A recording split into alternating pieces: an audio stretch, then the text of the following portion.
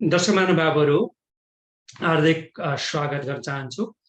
अमेरिकाको डीसी महानगर क्षेत्रबाट सञ्चालित अङ्कीय पत्रिका विद्युतीय पत्रिका इनेप्लिजरकोमा सम्पूर्ण हाम्रा दर्शकहरूलाई स्वागत गर्न चाहन्छु। म विजय थापा। आज हामी साप्ताहिक अध्यागमनभित्रै रहेको टिपीएस, जसले हामी अस्थायी सुरक्षित दर्जा भन्छौँ, त्यसैको सेरोफेरोमा रहे आज हामी त्यस विषयलाई हामी प्रकाश पार्नेछौँ। सबैभन्दा पहिले ढिलो नगरिकन डीसी महानगर क्षेत्रकी दाहाल एन्ड एसोसिएटकी सञ्चालकका बन्दिता शर्मा दाहालजीलाई हार्दिक स्वागत गर्न चाहन्छु। बन्दिताजी, यहाँलाई इनेप्लिजमा हार्दिक स्वागत गरे। नमस्कार विजय दाई, अनि धन्यवाद। र हाम्रो समस्त दर्शकवृन्दहरूलाई सधैँ चाहिँ हाम्रो न्यानो अभिवादन छ। हामीले यो साप्ताहिक रूपमा निरन्तर कार्यक्रम गर्दै आएका छौँ। हामीलाई तपाईले विभिन्न प्रश्नहरू सोध्नुहुन्छ र आजकोमा चाहिँ हामीले प्रश्न उत्तर भन्दा पनि टिपीएसमा चाहिँ के भइरहेछ, किनभने अब टिपीएसमा चाहिँ हाम्रो नेपालको भनौँ न चासोको विषय हो। अहिले लगभग मेबी अराउन्ड 10,000 जति नेपालीहरू टिपीएसमा हुनुहुन्छ र टिपीएसकै थ्रुबाट कतिजना विभिन्न स्ट्याटसमा पुगिसक्नु भयो। अब टिपीएसको भविष्य के छ भन्ने विषयमा चाहिँ आज हाम्रो फोकस चाहिँ त्यसमा हामीले सञ्चालन गर्दैछौँ। सो हामी सधैँ चाहिँ एउटा कुरा भनिहाल्नु, सधैँ चाहिँ के भने यो कार्यक्रममा हामीले दिएको लिगल एडभाइस होइन, जेनरल इन्फर्मेसन हो। Thank you. बन्दियाजी, एउटा हामीले दर्शकहरूलाई हामीले राम्रो कुरा सुनाउनै पर्छ। दर्शक महानुभावहरू, हामी इनेप्लिज परिवार, इनेप्लिज र दाहाल एन्ड एसोसिएट्सले यो कार्यक्रम साप्ताहिक अध्यागमन र सेरोफेरोमा कार्यक्रम गरेको एक वर्ष मे 6 तारिकमा पुग्दैछ। यो एउटा खुसीको खबर हो र एउटा जानकारी गराए। र यस खुसियालीमा दाहाल एन्ड एसोसिएट्सले यो प्रत्यक्ष प्रसारणमा मे 6 तारिकदेखि हुने कार्यक्रमदेखि शुभारम्भ हुन्छ। प्रश्न गर्ने मध्येमा 1, 2, 3, 4 पाँचौं स्थानमा भनेको जो चाहिँ 5 नम्बरमा जसले प्रश्न गर्छ उसकोलाई होइन, पाँचवटै भनौँ न पाँचौं स्थानमा प्रश्न गर्नेलाई दाहाल एन्ड एसोसिएट्सले लिने जुन कन्सल्टेसन फी भन्छ, त्यसलाई चाहिँ परामर्श शुल्क जुन $80 कति राखेको छ, त्यो चाहिँ मिनाहा गरिनेछ। यसरी हामी महिनामा 4 जनालाई होइन, दाहाल एन्ड एसोसिएटले 1 वर्ष इनेप्लिज र दाहाल एन्ड एसोसिएट्सको 1 वर्ष पुगेको यो भनौँ न अध्यागमन सम्बन्धी चाहिँ कार्यक्रम पुगेको हुनाले यो सुविधा दिने होइन दाहाल एन्ड एसोसिएट्स एन्ड इनेप्लिजले एउटा निर्णय पनि गरेको छ। र जसले भनौँ न त्यसको लागि हामी चाहिँ यसको लागि निष्पक्ष रूपमा 5औं स्थानमा चाहिँ कसले प्रश्न गर्यो भन्ने हामी मे 6 तारिकभित्रमा हामी हाम्रा दर्शकहरू, हाम्रा भनौँ न निर्णायकलाई खोज्ने छौँ। र यो 5औं स्थानमा पर्ने जुन सुविधा तपाईँले पाउँदै हुनुहुन्छ त्यसमा चाहिँ अधिवक्ता बन्दिता शर्मा दाहालले पृथक रूपमा हुने आधी घण्टाको तपाईँहरूलाई परामर्श दिनुहुन्छ। र अझै पनि बन्दियाजी 1-2 हरफ केही भनिदिनुहोस् त, अनि त्यसपछि हामी अगाडि बढौँ। हजुर। सो यो चाहिँ हामीले एउटा के भने दर्शकवृन्दहरूले हामीलाई धेरै माया गर्नुभयो विगतको 1 वर्षमा होइन, निरन्तर हाम्रो कार्यक्रम हेर्नुभयो, हामीलाई उत्साह दिनुभयो। हामी कस्तो भने विजय दाई पनि आफ्नो जन्मदिन अथवा कुनै पनि दिन नभनिकन जहिले पनि निरन्तर आउनुहुन्छ। म पनि इभन ट्राभल गरेको बेलामा समेत हामीले चाहिँ यो प्रोग्रामहरू सञ्चालन गऱ्यौँ, किनभने दर्शकहरूको मायाले गर्दाखेरि नै हो। हामीले चाहिँ के सोच्यौँ भन्दाखेरि जस्तो हाम्रो यो प्रोग्राममा त हामीले सकभर धेरै क्वेसनहरू हामीले आन्सर गर्न खोज्छौँ, तर पनि कहिलेकाहीँ कसैको चाहिँ कन्फिडेन्सियल इस्युहरू हुन्छ, कसैले चाहिँ अनोनिमसली क्वेसन सोध्न खोज्नुहुन्छ, किनभने इमिग्रेसनको लिगल म्याटर भनेको सबैजनासँग सेयर गर्न कतिजना व्यक्तिहरू चाहनुहुन्न। त्यस्तै भएर आफ्नो कुनै केसको डिटेल बारे इभ्यालुएसनहरू तपाईँलाई गराउनु छ भने चाहिँ हामीले यो कार्यक्रम मार्फत, यो दाहाल एन्ड एसोसिएट्स मात्रै होइन, इनेप्लिजको पनि हामी 2 जनाकै सहजदारीमा चाहिँ हामीले के गर्यौँ भन्दा जस व्यक्तिले चाहिँ हरेक कार्यक्रममा 1 जना व्यक्ति छान्ने र त्यो हप्तामा चाहिँ त्यो व्यक्तिसँग चाहिँ हामीले एउटा निर्धारित समय राखेर फिजिकल्ली भेटेर हुन्छ कि अथवा भर्चुअल्ली जुमबाट हुन्छ कि उहाँ तपाईँको केसको चाहिँ इभ्यालुएसन गर्ने, हामीले चाहिँ कन्सल्टेसन फी वेभ गर्ने हामीले निर्णय गरेका छौँ। यो चाहिँ हामी 1 इयरको लागि कन्टिन्यू गर्छौँ। सो यो मे 6 देखि नेक्स्ट मे 6 सम्ममा चाहिँ हामीले हरेक हप्तामा 1-1 जनालाई त्यसरी हामीले इन्क्लुड गर्छौँ। अहिले पनि हामीले डोमेस्टिक भाइलेन्सको भिक्टिमहरू त्यस्तो खालको व्यक्तिहरूको लागि चाहिँ हामीले सकभर शुल्क नलिकन गर्ने गरेका छौँ होइन। तर त्यसमा इन्क्लुड हुने अनि अब कहिलेकाहीँ विजय दाइ पनि बिजी हुनुहुन्छ, म पनि आन्सर दिँदा बिजी हुन्छु। सो हामीले को व्यक्तिको चाहिँ 5औं प्रश्न हो भन्ने कुरा हामीले देख्न नसक्ने भएको भएर हामीलाई चाहिँ सहयोग चाहिन्छ। समुदायबाटै कोही व्यक्तिले चाहिँ हामीलाई सहयोग गर्न पर्ने हुन्छ र जो चाहिँ 5औं व्यक्ति हुनुहुन्छ उहाँबाट चाहिँ हामीले उहाँले सहयोग गरेर हामीले छान्ने चाहिँ हामीले सोचेका छौँ। हेरौँ नेक्स्ट विक हामी हेरौँ, हाम्रो ट्रायल र एरर गरौँ कस्तो हुँदो रहेछ, अनि त्यसपछि हामी सबैजना मिलेर will decide how to go further भनेर। Thank you. हजुर, दर्शक महानुभावहरू, अब हामीले भन्यौँ आज अध्यागमन विषयभित्रकै अन्तर्गतै होइन टिपिएस सम्बन्धी हामी कुराकानी गर्छौँ। बन्देजी अब नयाँ ताजा होइन अब यो अघि पनि हामीले भन्यौँ टिपिएस मुद्दामा चाहिँ के भइरहेको अवस्था छ, यो चाहिँ अहिले तल्लो सदन र माथिल्लो सदनमा पनि पुगिरहेको अवस्था छ र टिपिएस धारीहरू जसले चाहिँ उपयोग गर्नुभएको छ, भविष्य के हुनसक्छ, यिनै सेरोफेरोमा बन्देजी अब शुभारम्भ गरौँ, अनि त्यसपछि हामी अन्य विषयमा यो समय उब्रियो भने के जिज्ञासा लिन्छु। बन्देजी। हजुर, सो मैले अहिले सुरु गर्नु पर्दाखेरि पहिलो हामीले याद गर्नुपर्ने कुरा के छ भने टिपिएस भन्ने बित्तिकै धेरैजनालाई हाम्रो समुदायको लागि थाहा छ यो चाहिँ टेम्पररी प्रोटेक्टेड स्ट्याटस हो होइन। यो चाहिँ अब विभिन्न देशहरू अहिलेसम्ममा मेबी अराउन्ड भनौँ न 20-22 वटा देशले विभिन्न समयमा पाउँदै आएको हो। यो सुविधा चाहिँ कस्तो भने कुनै पनि देशमा तपाईँलाई थाहा छ यदि अब हामीले पाएको कारण भनेको चाहिँ नेपालमा गएको भुइँचालोको कारणले गर्दाखेरि, प्राकृतिक प्रकोप होस् अथवा सिभिल अनरेस्टको कारणले गर्दाखेरि पर्टिकुलर व्यक्ति त्यो देशमा जान सक्नको लागि अहिले पनि त्यो देश यो व्यक्तिलाई लिनको लागि रेडी छैन भनेर गरिने व्यवस्थालाई नै टेम्पररी प्रोटेक्टेड स्ट्याटस भनिन्छ र नामैले जनाउँछ यो चाहिँ टेम्पररी प्रोटेक्टेड हो जबसम्म त्यो देशमा चाहिँ रिफर्म भएर त्यो देश चाहिँ पुरानो अवस्थामा त्यो भनौँ न यदि प्राकृतिक प्रकोप भन्दा पहिलाको अथवा सिभिल अनरेस्ट भन्दा पहिलाको पुनर्अवस्थामा नजाउन्जेलसम्मको लागि भनेर दिने व्यवस्था हो होइन। यो अब जस्तो धेरै देशहरू कतिपय देशहरू चाहिँ 20औं-22औं वर्षदेखि टिपिएसमा बसेका छन्। एकचोटिमा 18 महिनाको लागि युजुअली निरन्तर रिन्यू हुँदै कन्टिन्यू गर्दै बसेको छ र टिपिएसबाट चाहिँ किन पर्मानेन्सी भन्दा पनि अहिलेसम्म धेरै चाहिँ टेम्पररी सिचुएसनमा छ। अहिले हामीले टार्गेट गर्नुपर्दा टिपिएसको चाहिँ 3टा ट्र्याकमा हामी जानुपर्ने हुन्छ। केले टिपिएसलाई असर गर्छ? एउटा कुरा लिटिगेसन भनेको चाहिँ अहिले कोर्टमा टिपिएसको विषयमा के मुद्दा भइरहेको छ त्यो कुरा।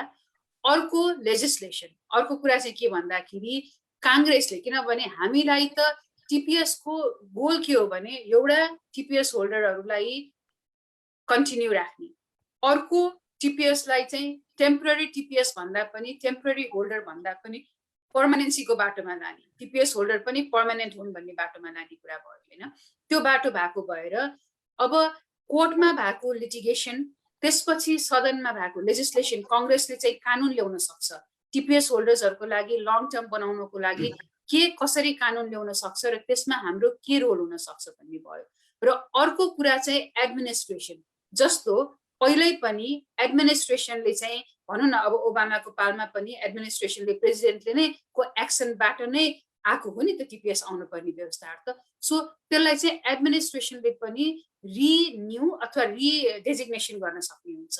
सो म सबै पार्टको बारेमा सानो गरी तपाईँहरूलाई बताउने प्रयास गर्छु है दाइ। यही सब यतिसम्ममा अहिले दाइको केही प्रश्न छ दाइ कि म प्रोग्राममा अझै जाउँ? हजुर जाउँ, त यहाँ जिज्ञासा पनि आइसकेको छ, त्यो अहिले पढौँ कि नपढौँ? टिपिएस सम्बन्धी हो भने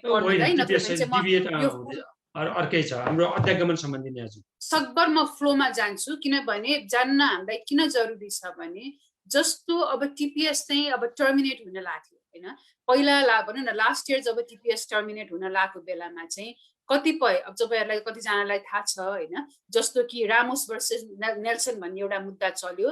त्यो मुद्दा हुँदै अब नेपाल चाहिँ त्यो मुद्दामा समन्वित थिएन। सो नेपालको चाहिँ टिपिएस एन्ड हुने भन्दा पहिला त्यो मुद्दा चलेको थियो। त्यो अब नेपालको जब एन्ड हुने बेलामा चाहिँ भट्टराई भर्सेस नेल्सन भन्ने अर्को मुद्दा पनि चल्यो, जबकि ट्रम्प प्रशासनले चाहिँ टिपिएसलाई चाहिँ एन्ड गर्ने जब प्रोसेसमा ल्याइसकेपछि चाहिँ अर्को मुद्दा पनि चलेर अहिले त्यो दुईटा मुद्दाहरू चाहिँ स्ट्यान्ड बाईमा छ। किन भन्दा त्यो बेलामा प्रेसिडेन्ट ट्रम्पले के भन्यो त भन्दाखेरि अब टिपिएस होल्डर देशको लागि चाहिँ एकदमै नराम्रो गाली गरेर सर्टेन होल कन्ट्रिजहरू भनेर भनेको भएर चाहिँ त्यो ट्रम्प एडमिनिस्ट्रेसनको अगेन्स्टमा चाहिँ प्रपर प्रोसिड्युरै नगरिकन एन्ड गर्न लागेको भनेर रिभ्यू गर्नको लागि भनेर गएको मुद्दा भयो। अहिले कोर्टले चाहिँ के गरेको छ भने बाइडेन एडमिनिस्ट्रेसनलाई चाहिँ अब यो टिपिएस केसको लागि चाहिँ के हुन्छ ल रेस्पोन्ड गर भनेर अप्रिल 19, 2021 सम्मको लागि टाइम दिएको थियो भने त्यसको लागि पनि सर्टेन 60 डेजको अहिले एक्सटेन्सन छ भनेपछि यो केस अहिले चलिरहेको अवस्था छ कोर्टमा लिटिगेसनको सेरोफेरोमा। अब जेनरली चाहिँ के थियो भन्दाखेरि टिपिएस एन्ड गर्नको लागि टाइम अब अहिलेको हाम्रो टिपिएस एन्ड हुने भनेको अक्टोबर 4, 2021 मा एन्ड हुने थियो र अहिले यो कोर्टको डिसिजन के हुन्छ कोर्टको डिसिजनले गर्ने भनेको चाहिँ टिपिएस को स्थितिलाई नै एक्सटेन्ड गर्न सक्ने प्रोबेबिलिटी हो हैन कानुन बन्ने भन्दा पनि टिपिएस को एक्सटेन्सनको लागि। अब हाम्रो मेन इन्ट्रेस्टको विषय भनेको लेजिस्लेसनको विषय हो। लेजिस्लेसनमा चाहिँ के छ त भन्दा तपाईहरुलाई थाहा छ टिपिएसलाई कतिवटा बिलहरुमा चाहिँ टिपिएस गाभिएको छ जस्तो एउटा स्पेशली एकदमै इम्पोर्टेन्ट बिल भनेको जो ड्रिम एन्ड प्रमिस एक्ट भन्ने जुन छ HR 6 भन्ने बिल छ त्यो बिल अनि सेक्युर एक्टले चाहिँ सिमिलर बिल सेक्युर एक्टले पनि टिपिएस भित्र चाहिँ के गरिएको छ भन्दाखेरि टिपिएस होल्डर्सहरुलाई डाका होल्डर्सहरुलाई र फार्म वर्कर्सहरुलाई चाहिँ इमिडिएटली त्यो बिल यदि पास भएको अवस्थामा चाहिँ उनीहरुलाई चाहिँ ग्रीन कार्ड फाइल गर्न मिल्ने भन्ने व्यवस्था गरिएको छ हैन। हाम्रो क्याच के छ भने जहिले पनि कुनै पनि यसरी बिल पास हुने बेलामा चाहिँ एटलिस्ट 60 र 100 को चाहिँ भोट हुन पर्ने हुन्छ। 60 जना र 100 जनाको भोट हुन पर्ने हुन्छ। अहिले अब डेमोक्रेटको सबैजना यो बिलको फर्ममा छन् भने डेमोक्रेटले चाहिँ के गरेछ भन्दा डेमोक्रेटको मेजोरिटी भनेको 51 जना छन् भनेपछि 9 जना रिपब्लिकनलाई यदि ल्याइयो भने यो बिल पास हुन सक्ने प्रोबेबिलिटी छ। त्यो भएर त्यो एउटा कुरा भयो किनभने कहिलेकाहीँ चाहिँ कस्तो हुन्छ भन्दाखेरि अब यो बिलमा चाहिँ अब एउटा प्रोसिड्युर छ त्यसलाई चाहिँ फिलिबस्टर भन्छ त्यसमा एक्सप्लेनेसनमा अझै जान सक्नुहुन्छ।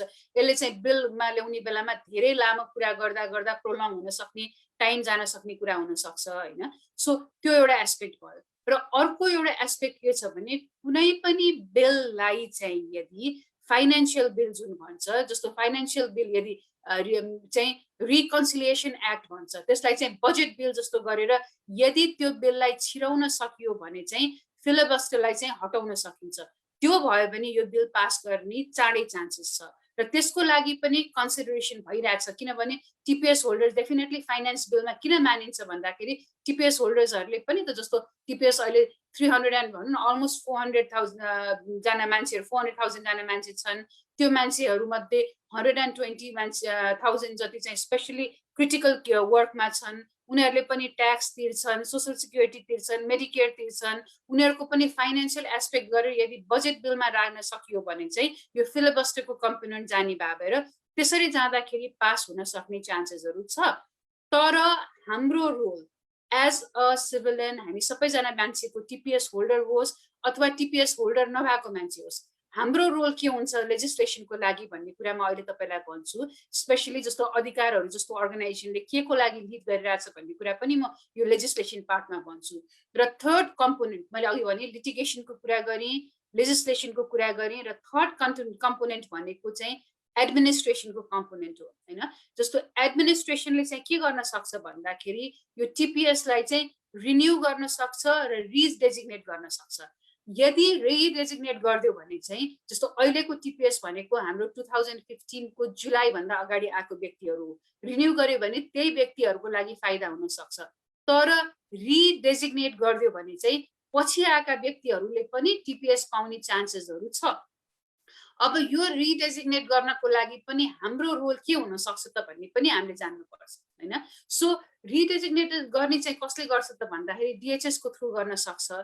त्यसको लागि चाहिँ जस्तो भन्नु अब जस्तो नेपाल गभर्नमेन्टै भनौं नेपाल एम्बेसीमा पनि हामीले एडभोकेसी गर्न सक्छौं। नेपाल गभर्नमेन्टकै रुलै किनभने नेपालमा अहिलेको सर्कमस्टेन्सेसमा 2015 मा भएको भुइँचालोको आधारमा अझै पनि नेपालले चाहिँ दे आर नट रेडी। सबै व्यक्ति गएर इन्फ्रास्ट्रक्चर बनाउनको लागि रेडी छैन। टिपीएस होल्डर्सहरूले चाहिँ टिपीएस पसेर अमेरिकामा काम गरेर वास्तवमै फाइदा भइरहेछ भन्ने कुरा यदि नेपाली सरकारको थ्रुबाट पनि एम्बेसीको थ्रुबाट पनि आयो भने चाहिँ रिन्यू र रिडेजिग्नेसन हुने चान्सेसहरू छ हैन। अब हामीले अघि लेजिस्लेसनको पार्टमा हामीले जुन कुरा गरेका थियौँ, लेजिस्लेसनको पार्टमा चाहिँ मैले भने भिन्दै किसिमको एक्टहरू भइरहेको छ, जस्तो कि अब हामीलाई अरू पनि एक्टहरू जस्तो यो टिपीएस होल्डर्सहरूको बाहेक अरू एक्टहरू पनि थाहा छ, जसको प्रेसिडेन्ट बाइडेनले गरेको सिटिजनसिप एक्टको कुराहरू हामीले गरेका थियौँ। लास्ट टाइम हामीले त्यसमा पनि डिटेल के छ भन्ने कुराहरू गरेका थियौँ हैन। यो सबै एक्टहरूको लागि चाहिँ हामीले चाहिँ के गर्न सक्छौँ त भन्दाखेरि हामीले सपोर्ट गर्ने भनेको यो सबै कुरामा आफू पहिला इन्फर्मड हुने के भइरहेछ भन्ने कुराहरू भयो। त्यसपछि गएर चाहिँ सेनेटरहरूलाई आफ्नो ठाउँको सेनेटरहरूलाई चाहिँ यो बिल पास गर्नको लागि डेमोक्रेट होस् रिपब्लिकन होस् यो बिल किन एसेन्सियल छ, यसको लागि किन अर्जेन्सी छ, हामीले चाहिँ कसरी टिपीएस होल्डर्सहरूलाई सपोर्ट गर्नुपर्छ भन्ने कुरामा चाहिँ हामी एज अ युएस सिटिजन अथवा भनौँ अरू व्यक्तिहरूले पनि टिपीएस होल्डर अर नट हामीले चाहिँ सपोर्ट गर्नको लागि प्रेस गर्नुपर्ने हुन्छ भित्रबाट, लाइक एडभोकेसीको र सही इन्फर्मेसन दिएर। यसमा चाहिँ हामीले एउटा जस्तो अधिकारमा पनि वेबसाइटमै उनीहरूले सेनेटरलाई रिच आउट कसरी गर्ने, फोन कसरी गर्ने भन्ने एस्पेक्टहरू पनि त्यहाँ धेरै राखेको छ। सो यो कम्पोनेन्टलाई चाहिँ ध्यान दिनु होला। अब एकछिन ब्रेक लिउँ, अरू कुनै सोध्नु छ भने त्यसपछि म फेरि अब टिपीएस होल्डर्सहरूको इमिडिएट अप्सनहरू, एडजस्टमेन्टको कम्पोनेन्टहरू र कोर्टमा भएको विभिन्न केसेसहरूको बारेमा पनि अलिकति कुरा गर्छु। हजुर धन्यवाद। बन्ध्याजी, यहाँ चाहिँ हामीलाई खालि त्यही अध्यागमन सम्बन्धी नै होइन, त्यो हाम्रो हरियपत्रवालाको होइन, अब विश्वकीर्तिमानले होइन ग्रिन कार्डलाई के गर्नुपर्छ त्यस्तै मात्रै आएको छ। पहिले हामी सकौँ, त्यसपछि अनि हामी समयमा यो गरौँ। हजुर। सो अहिले चाहिँ के भन्दाखेरि जस्तो अब टिपीएस होल्डर्सहरूले चाहिँ अब टिपीएसमा भएका व्यक्तिहरूले चाहिँ अब नेक्स्ट प्रोसेस के त भन्दाखेरि यदि डेफिनेटली राम्रो लेजिस्लेसन बन्यो, पाथ टु सिटिजनसिपको बाटोहरू बन्यो भने त त्यो त डेफिनेटली राम्रो भइहाल्यो होइन। त्यसको लागि अब फोर्स गर्ने, अब र्याली गर्ने, पार्टिसिपेट गर्ने, आफू एज अ टिपीएस होल्डर्स भएर र अरूलाई पनि सपोर्ट गरेर गर्ने, त्यो अर्थमा भइहाल्यो।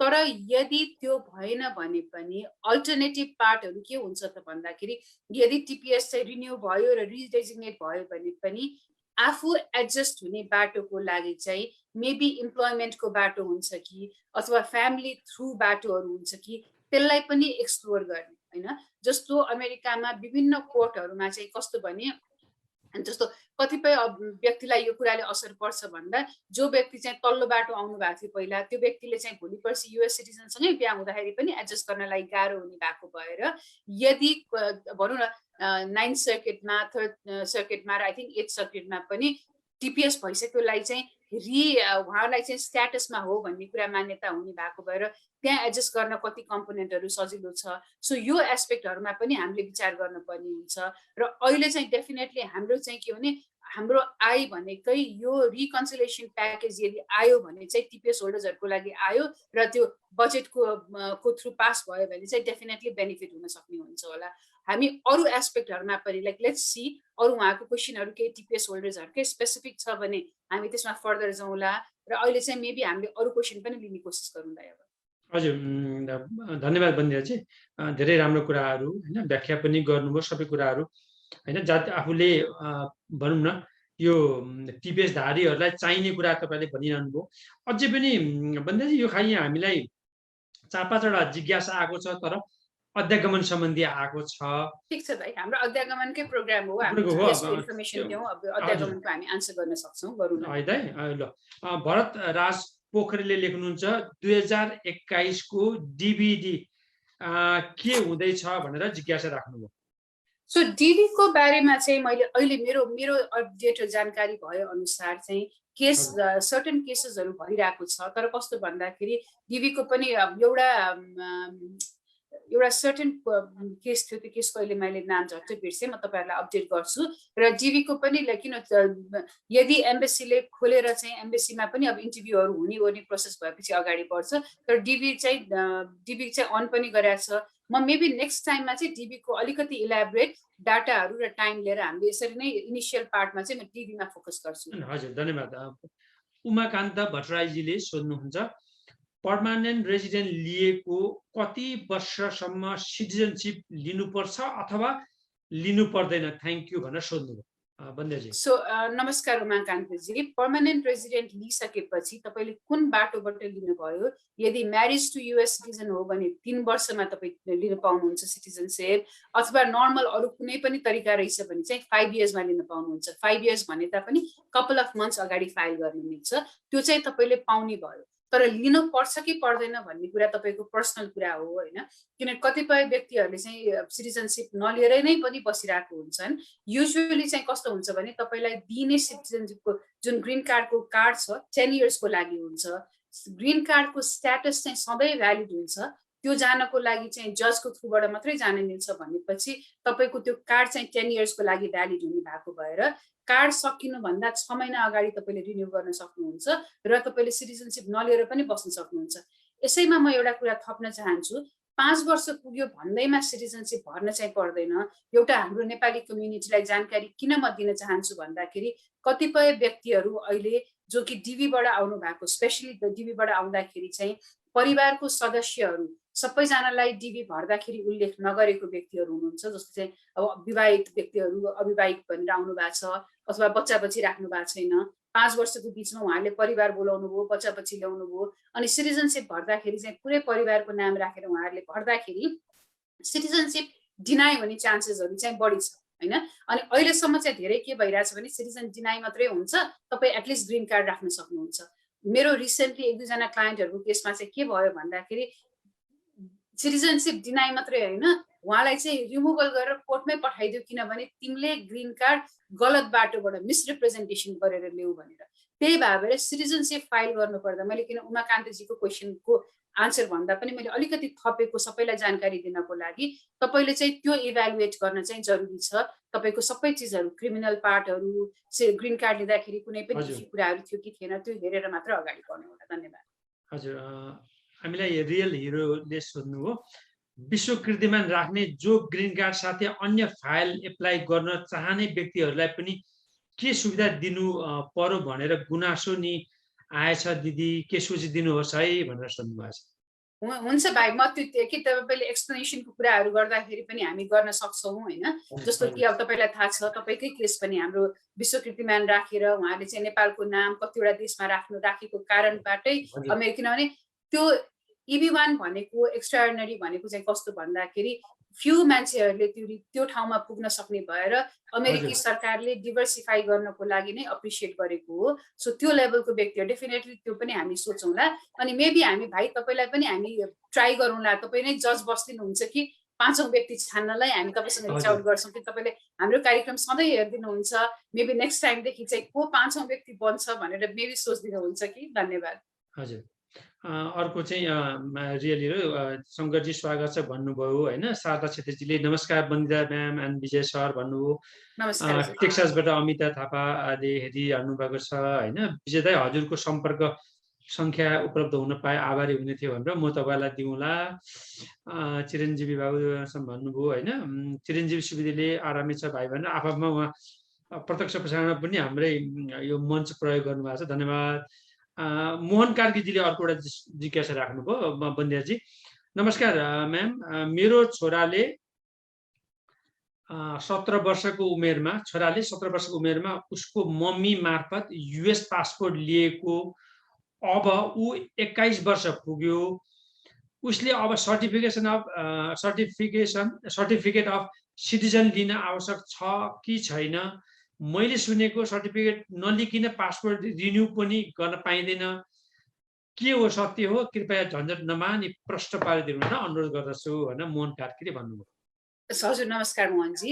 जेनरली चाहिँ के हो भने जस्तो उहाँको चाहिँ अब आमा अथवा बुवाको कारणबाट जो बच्चाहरू 18 वर्षभन्दा मुनिका बच्चाहरू चाहिँ सिटिजन भएका हुन्छन्, उहाँहरूलाई चाहिँ पासपोर्टैबाट पनि उहाँलाई पासपोर्ट पनि दिन्छ र पासपोर्ट भनेको अ प्रुफ अफ सिटिजनसिप हो। तर पनि एउटा कुरा चाहिँ के हो भने यहाँ नजन्मिएको जो व्यक्तिहरू छ त्यो व्यक्तिहरू चाहिँ नेचुरलाइज सिटिजन हो होइन, यहीँ जन्मेको आधारमा नपाएको हुनसक्छ। सो जस्ट उहाँले चाहिँ सर्टिफिकेट लिनुभयो भने भोलि पर्सि आर्मीमा जानलाई वा अन्य कुनै कुराहरूको लागि पनि चाहिन्छ भने चाहिँ पछिसम्मको लागि सजिलो हुन सक्ने भएको भएर म चाहिँ जेनरली सर्टिफिकेट किन नेसेसरी छैन, किनभने दे आर युएस सिटिजन, युएसले पासपोर्टै दिइसकेपछि त्यही पासपोर्टको आधारमा जहाँ पनि जान सक्नुहुन्छ। तर यहाँ जन्मेको मान्छेको चाहिँ आफूलाई यहाँ जन्मेको भन्ने प्रुभ गर्नको लागि बर्थ सर्टिफिकेट पनि हुन्छ पासपोर्टको साथसाथै।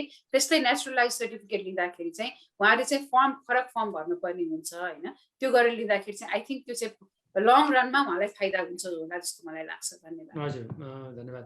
अब हामी अझै केही अस्थायी सुरक्षित दर्जा सम्बन्धी केही अझै भन्नुपर्ने छ बन्ध्याजी? सो त्यसमा मैले अघि भने कोर्टको केस गर्दाखेरि पनि जस्तो कतिजनालाई चाहिँ किन टिपिएसमा हुनुहुन्छ भने अब तपाईँ टिपिएसमा पहिला हुनुभन्दा अगाडि कतिपय समय तपाईँ आउट अफ स्ट्याटस हुनुभएको थियो भने अथवा आउट अफ स्ट्याटस हुनुभएको छैन भने चाहिँ तपाईँले लेबर सर्टिफिकेसनको मार्फतबाट एकदम सानोभन्दा सानो कम्पनीले पनि मान्छेलाई चाहिँ हायर गर्न सक्नुहुन्छ। जस्तो ग्यास स्टेसनहरूले वर्षमा भनौँ न 20-25 हजार तलब दिन सक्ने क्यापेसिटी भएकोले पनि गर्न सक्नुहुन्छ, फाइल गर्न सक्नुहुन्छ।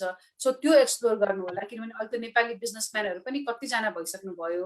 सो त्यो नेपाली बिजनेसम्यानहरूले पनि भन्नु आखिर ट्याक्स तिरेकै हुन्छ, कसैले चाहिँ तपाईँले हायर गरेर राख्न सक्ने त्यो पोसिबिलिटिजहरू रहेछ भने पनि त्यसलाई पनि एक्सप्लोर चाहिँ डेफिनेटली गर्नु होला। धन्यवाद। हजुर, अर्को शारदा छेत्रीजीले खालि के लेख्नु भएको छ, म हेरिरहेको छु, सुनिरहेको छु, उहाँहरूले आफ्नो समयको प्रभाव नगरी आफ्नो नेपालीको कसको समस्या परेको छ, कसरी उहाँलाई सही इन्फर्मेसन दिएर हाम्रो कुरा बुझेर सुनेर आफ्नो समस्या हल गर्न सक्नुहुनेछ भनिदिनु भएकोमा उहाँहरूलाई धन्यवाद।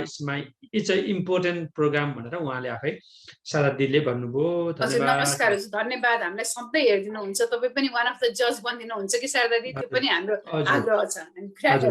हजुर, लक्ष्मण पहाडीजीले नमस्कार विजय दिदी एन्ड दिदी फ्रम मेरील्यान्डबाट लक्ष्मण पहाडीजीले भन्नुभयो। अमर थापाजीले पनि नमस्कार भन्नुभयो। बन्देजी अघि हामीले यहाँ पकाउँछ, यहाँ अर्को एउटा जिज्ञासा आयो। नमस्ते होइन, सरस्वती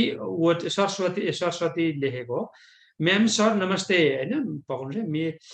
मेरो हस्बेन्ड युएसए को ग्रीन कार्ड होल्डर हो।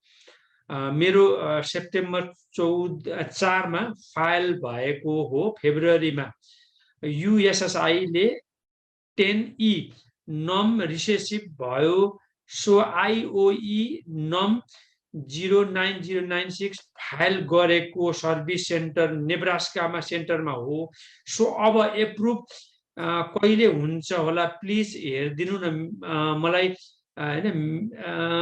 मेरो हस्बेन्डलाई बारम्बार क्यान्सल गर्दैछु भनेर भन्छन्।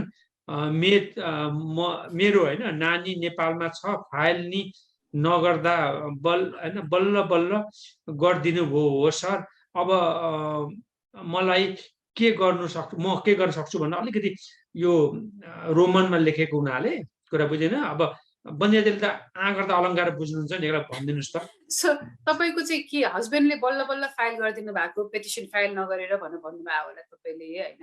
तपाईँको चाहिँ अब तपाईँ के आफू अमेरिकामा हुनुहुन्छ कि कहाँ हुनुहुन्छ होइन? तपाईँले चाहिँ बच्चा नेपालमा छ त भन्नुभयो, ग्रिन कार्ड होल्डरको स्पाउस तपाईँ हुनुहुन्छ भने यु नो तपाईँ के स्ट्याटसमा हुनुहुन्छ अमेरिकामा, किनभने ग्रिन कार्ड होल्डरको स्पाउस त लिगल स्ट्याटसमा हुनुपर्ने हुन्छ। र नेब्रास्का सर्भिस सेन्टर चाहिँ अहिले एकदमै छिटो चलिरहेको छ। युजुअली चाहिँ नेब्रास्का सर्भिस सेन्टरले चाहिँ अहिले तपाईँको जहाँ केस भएको छ, यदि नेब्रास्का सर्भिस सेन्टर हो भने चाहिँ 2.5 देखि 7 महिना लागेको छ यो पर्टिकुलर केसको लागि चाहिँ होइन। तपाईँ कुन ठाउँमा हुनुहुन्छ? तपाईँ अब नेपालमा हुनुहुन्छ भने ग्रिन कार्ड होल्डरको चाहिँ एउटा इन्ट्रेस्टिङ कुरा के छ भने भाइ, यदि श्रीमती पनि नेपालमै हुनुहुन्छ र बच्चा पनि हुनुहुन्छ भने एउटै एप्लिकेसन फाइल गर्दा पुग्छ। बच्चालाई चाहिँ त्यही श्रीमती भित्रकै एप्लिकेसनमा मिल्छ भने सिटिजनले चाहिँ त्यही अवस्थामा गर्दाखेरि फेरि 2टा एप्लिकेसन फाइल गर्नुपर्छ। हजुर, भनेपछि उहाँको चाहिँ यस्तो रहेछ, मेरो हस्बेन्ड युएसए को ग्रिन कार्ड होल्डर हो होइन। मेरो सेप्टेम्बर 4 मा फाइल भएको हो होइन। फेब्रुअरी मा युएसमा I-10E नन रिसेसिभ के भन्नुभएको छ, तपाईँले पनि त्यहाँ बुझ्नुहुन्छ। म एकचोटि हेरौँ है दाइ, म पनि हेर्ने कोसिस गर्छु। उहाँले भन्नुभएको चाहिँ म्याम मेरो हेर्नु त रोमनमा लेखेको हुनाले अलिकति हामीलाई उहाँले आफ्नो बिचरा केस नम्बरै पठाउनु भएछ सरस्वतीजी, त्यसरी आफ्नो केस नम्बर कोड यसमा लेख्नु हुँदैन। म हेर्दिन पछि सक्छु। तपाईँको त्यो सर्भिस सेन्टरमा चाहिँ अहिले अक्टोबर 2 को केस भइरहेछ। यदि तपाईँको चाहिँ नेब्रास्का सर्भिस सेन्टरमा हो भने चाहिँ अक्टोबर 2 को भइरहेछ। म एकचोटि हेरिदिन्छु। म तपाईँलाई हेरेर कसरी रिच आउट गर्न सकिन्छ म पठाउँछु नि है त। हजुर, विष्णु बनजाडेरजीले भन्नु म क्यालिफोर्नियाबाट भन्नु, क्यालिफोर्निया पनि ग्राहक रहेछन्, टेक्सासबाट हुनुभयो। शम्भु कटवालजीले great program, big congratulation both of दाल एन्ड थापाजी भनेर सोध्नुभयो। धन्यवाद हजुर। हजुर, यो पनि भयो। दर्शक महानुभावहरू, हामी 28 मिनट आधा घण्टाको कार्यक्रममा लगभग हामी अन्त्यमा छौँ होइन। बन्देजी, त्यही पनि तथापि नि समग्रमा आम रूपमा चाहिँ आउने एउटा दुईटा प्रश्नहरू मसँग दुईटा प्रश्नहरू यहाँ आएको छ। तपाईँको प्रश्न सकिएको भयो, मलाई पठाउनु भएको प्रश्नहरू म एकचोटि भनिदिन्छु है। यहाँ मलाई चाहिँ के छ भन्दाखेरि मेरो स्पाउसको 485 case is ready to be schedule for interview भन्छ। EAD पनि आएको छैन, इन्टरभ्यू पनि दिन्छ कि दिँदैन अगाडि भनेर भनेको छ। सो अहिले चाहिँ के छ भने तपाईँको चाहिँ जब अमेरिकामा हुँदाखेरि हामीले एडजस्टमेन्ट अफ स्ट्याटस फाइल गर्छौँ नि, एडजस्टमेन्ट अफ स्ट्याटस फाइल गर्दाखेरि चाहिँ work permit, travel document, green card तिनटै एकैचोटि फाइल गर्छौँ होइन।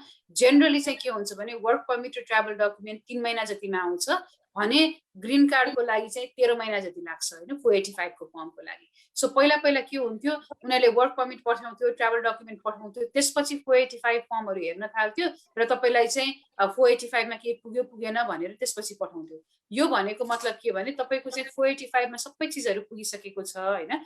कुनै कुनै अवस्थामा चाहिँ तपाईँको चाँडै पनि हुनसक्छ इन्टरभ्यू। जस्तो हाम्रो अस्ति एकजना क्लाइन्टको अप्लाई गरेको 5 महिनामै पनि इन्टरभ्यू भयो। बरु वर्क पर्मिट र ट्राभल डकुमेन्ट लाउन चाहिँ अलिकति समय लागिरहेको छ कि। सो त्यो डेफिनेटली हुन सक्छ। हजुर बन्देजी, अब भन्दै अब सकिन आँटेको भएन, 2-3वटा प्रश्न आयो, यसलाई सम्बोधन गरिदिउँ है त। अघि उहाँले भन्नुभयो, जुन हामी सरस्वतीजीले सोध्नुभयो नि, म नेपालमा हो भन्नु, नेपालमा हो भने हजुर 3 वर्षमा। सरस्वतीजी तपाईँ नेपालमा हो भने चाहिँ तपाईँको केसको डेफिनेटली पालो आउन लाग्छ। एउटा कुरा चाहिँ तपाईँ के बुझ्नुहोस् भने कतिजनालाई म चाहिँ नेपालमा भएको स्पाउसहरूलाई यो कुरा भन्न चाहन्छु, जुन कि मेरो क्लाइन्टहरू यहाँ हुनुहुन्छ, सिटिजन हुनुहुन्छ, ग्रिन कार्ड होल्डर हुनुहुन्छ, उहाँहरूले चाहिँ के फिल गर्नुहुन्छ भने स्टुडेन्ट भिजामा आएको मान्छेले चाहिँ आफ्नो वाइफलाई खुइ आफू सँगसँगै ल्याउन पाउनुहुन्छ। ग्रिन कार्ड होल्डर र सिटिजनको श्रीमतीहरू चाहिँ 13 महिना 15 महिना कुनै अवस्थामा 2 वर्षसम्म पनि कुर्न पर्ने हुन्छ। त्यो भनेको कारण चाहिँ के भने तपाईँ एज अ ग्रिन कार्ड होल्डरै आउँदै हुनुहुन्छ होइन। स्टुडेन्ट भिजाको परिवारको भनेको चाहिँ उहाँहरू टेम्परेरी भिजामा आउँदै हुनुहुन्छ। तपाईँ आउने बेलामा चाहिँ तपाईँभन्दा पहिला लाइनमा बसेको मान्छेहरूको पालो आउँछ। सबैको पालो आएर विधि पुऱ्याएर तपाईँ चाहिँ डे 1 देखि नै अमेरिकामा आएर काम गर्न सक्नुहुन्छ होइन। तपाईँ आउँदाखेरि नै तपाईँको पासपोर्टमा छाप जुन हुन्छ त्यो ग्रिन कार्डको छाप हुन्छ।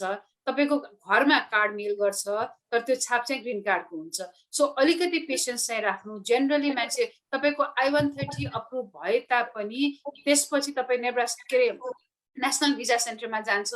नेसनल भिजा सेन्टरमा तपाईँको हस्बेन्डको फाइनेन्सियल डकुमेन्ट सबै हेर्नु पर्ने हुन्छ। सो बृहतमा चाहिँ के भने मेन्टली चाहिँ मेरो केस 2 वर्ष लाग्छ भनेर मेन्टली प्रिपेयर हुनु, त्यो भयो भने सजिलो। हजुर धन्यवाद।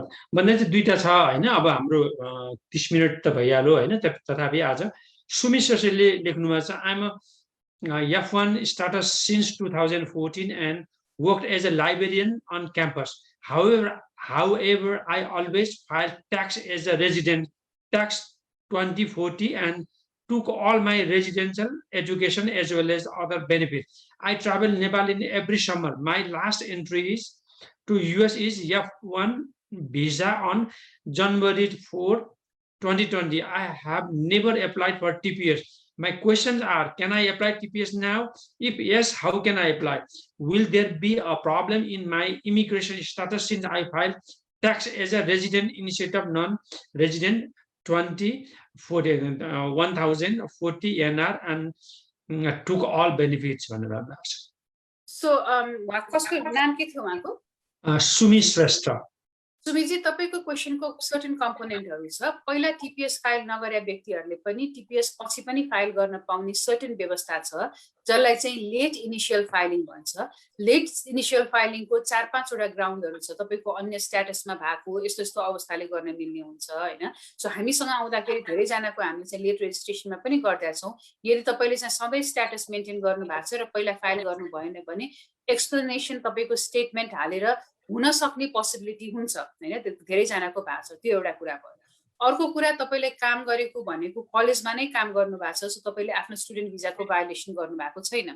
र अर्को, ट्याक्सको चाहिँ म एक्सपर्ट होइन होइन, किनभने मैले ट्याक्स प्र्याक्टिस गर्दिनँ। सो तपाईँले चाहिँ अब डेफिनेटली ट्याक्सको उसलाई सोध्नु पर्ने हुन्छ, तपाईँले फाइल गर्ने पर्ने क्राइटेरिया के हो भनेर। तर एज लङ एज तपाईँले चाहिँ स्कुलको रिक्वायरमेन्ट जुन छ 20 आवर्स भन्दा बढी र स्कुलमै भन्दा बाहेक काम गर्नुभएको छैन भने इमिग्रेसनको चाहिँ भायोलेसन भएको छैन। Thank you. हजुर, अर्को बन्ध्या चाहिँ अब यो कार्यक्रमको सम्भवतः अन्तिम प्रश्न नै हो। हामी कार्यक्रम आधा घण्टा समय हामी गइसकेको छ।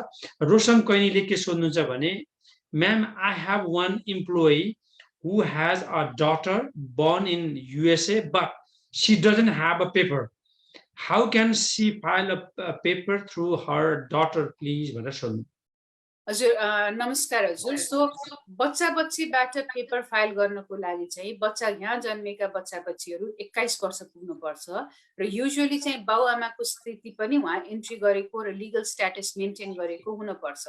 अनलेस एन्ड अन्टिल सर्टेन सर्कमस्टेन्सेसमा चाहिँ बच्चा बच्चीको निड जुन हुन्छ नि, मेन्टल, फिजिकल, इमोसनल हेल्थ निडको आधारमा क्यान्सलेसन अफ रिमुभल पनि गर्न मिल्ने सिचुएसन हुन्छ।